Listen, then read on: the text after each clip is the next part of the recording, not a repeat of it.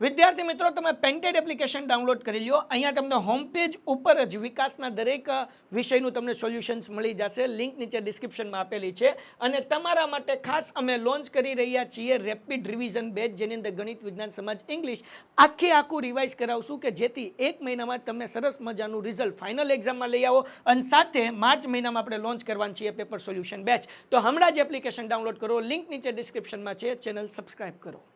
વિદ્યાર્થી મિત્રો, આજના વિડીયોમાં આપણે જોશું વાર્ષિક પરીક્ષા 2026 વિકાસ અસાઇનમેન્ટ ધોરણ 9 સમાજ વિભાગ બી ચેપ્ટર 4. પહેલો પ્રશ્ન, બંગાળના ભાગલા ક્યારે અને કોણે પાડ્યા, શા માટે? તેનો જવાબ છે વિશાળ બંગાળ પ્રાંતમાં વહીવટી કાર્યક્ષમતા લાવવાનો બહાના હેઠળ. તેનો જવાબ છે વિશાળ બંગાળ પ્રાંતમાં વહીવટી કાર્યક્ષમતા લાવવાના બહાના હેઠળ ઈસવીસન 1905માં તે સમયના વાઇસરોય કર્ઝને બંગાળના પૂર્વ બંગાળ અને પશ્ચિમ બંગાળ એમ બે ભાગલા પાડ્યા. આની પાછળ કર્ઝનનો ઈરાદો સમગ્ર ભારતમાં સૌથી વધારે જાગૃત બંગાળી પ્રજાની હિન્દુ અને મુસ્લિમ પ્રજાની કોમી એકતા તોડવાનો હતો. બીજો પ્રશ્ન, ગુજરાતમાં થયેલી ઉગ્ર ક્રાંતિકારી ચળવળો વિશે જણાવો.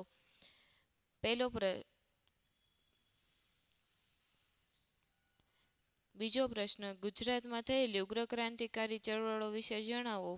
પહેલું, શ્રી અરવિંદ ઘોષે ગુજરાતમાં સશસ્ત્ર ક્રાંતિ શ્રી અરવિંદ ઘોષે ગુજરાતમાં સશસ્ત્ર ક્રાંતિની ભૂમિકાઓ તૈયાર કરી હતી. તેમણે ભવાની મંદિર નામના પુસ્તકમાં ક્રાંતિની યોજના વર્ણવી હતી. બીજું, ઈસવીસન 1902માં બારિન્દ્ર કુમાર ઘોષ ગુજરાત આવ્યા. તેમણે દક્ષિણ ગુજરાતમાં ક્રાંતિનો પ્રચાર કર્યો. અહીં તેમણે શ્રી બે છોટુભાઈ પુરાણી અને શ્રી અંબુભાઈ પુરાણીનો સાથ મળ્યો. નર્મદા 6 નદીના કિનારે તેમને સાકરિયા સ્વામી મળ્યા. ત્રીજું, શ્રી બારિન્દ્ર કુમાર ઘોષ વડોદરા, ચરોતર પ્રદેશ એટલે ખેડા, અમદાવાદ, મહેસાણા વગેરે સ્થળોએ ફરીને મધ્યમ વર્ગના યુવાનોને ક્રાંતિમાં જોડ્યા. ચોથું, ગુજરાતમાં ઉગ્ર ક્રાંતિની યોજનાઓ ફેલાવવા માટે દેશી વનસ્પતિની દવાઓ, નાહવાનો સાબુ બનાવવાની રીત, કસરત, ગુલાબનો કિસ્સો, કાયદાનો સંગ્રહ વગેરે શીર્ષકોવાળી પુસ્તિકાઓ પ્રકાશિત કરવામાં આવી. આ પુસ્તિકાઓમાં બોમ્બ બનાવવાની રીત હતી. પાંચમું, નર્મદા નદીના કિનારે ચાંદોદ કરનારે પાસે ગંગાનાથ વિદ્યાલયની સ્થાપના કરવામાં આવી હતી. એ વિદ્યામાં છુપી રીતે ક્રાંતિકારી પ્રવૃત્તિઓ ચાલતી. ત્રીજો પ્રશ્ન, અસહકારનું આંદોલન શા માટે મોકૂફ રાખવામાં આવ્યું? પહેલું, ગાંધીજી બ્રિટિશ સરકાર સામે અહિંસક આંદોલન ચલાવવાના આગ્રહી હતા. બીજું, 5 ફેબ્રુઆરી 1922ના રોજ ઉત્તર પ્રદેશના ગોરખપુર જિલ્લાના ચોરીચોરા ગામમાં લોકો હિંસાને માર્ગે વળ્યા. ત્રીજું, તેમણે પોલીસ ચોકીમાં ભરાયેલા 21 પોલીસોને જીવતા સળગાવી દીધા. ચોથું, આંદોલનમાં હિંસા થતાં ગાંધીજીને ખૂબ દુઃખ થયું. અહિંસક લડત માટે લોકો હજુ તૈયાર નથી એમ તેમને લાગ્યું. આથી તેમણે અસહકારનું આંદોલન મોકૂફ રાખ્યું. ચોથો પ્રશ્ન, સ્વરાજ્ય પક્ષની પ્રતિષ્ઠા કયા કારણોથી ઓછી થઈ હતી?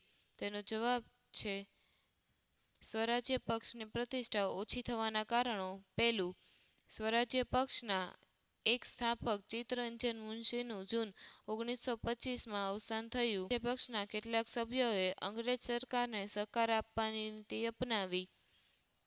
ત્રીજું, પક્ષના કેટલાક સભ્યોએ નેશનલ પાર્ટી નામનો નવો પક્ષ સ્થાપ્યો. પાંચમો પ્રશ્ન, નીચેના શબ્દોની સંકલ્પના સ્પષ્ટ કરો. અસહકારના આંદોલનમાં બહિષ્કારનો કાર્યક્રમ અપનાવવામાં આવ્યો. તેમાં લોકોને સરકારી નોકરીઓ અને ઇલકાબો, સરકારી શાળાઓ, કોલેજો, અદાલતો, ધારાસભાઓ, સ્થાનિક સ્વરાજ્યની સંસ્થાઓ, વિદેશી કાપડ સહિત બધી ચીજવસ્તુઓનો બહિષ્કાર કરવાનો સમાવેશ થયો હતો.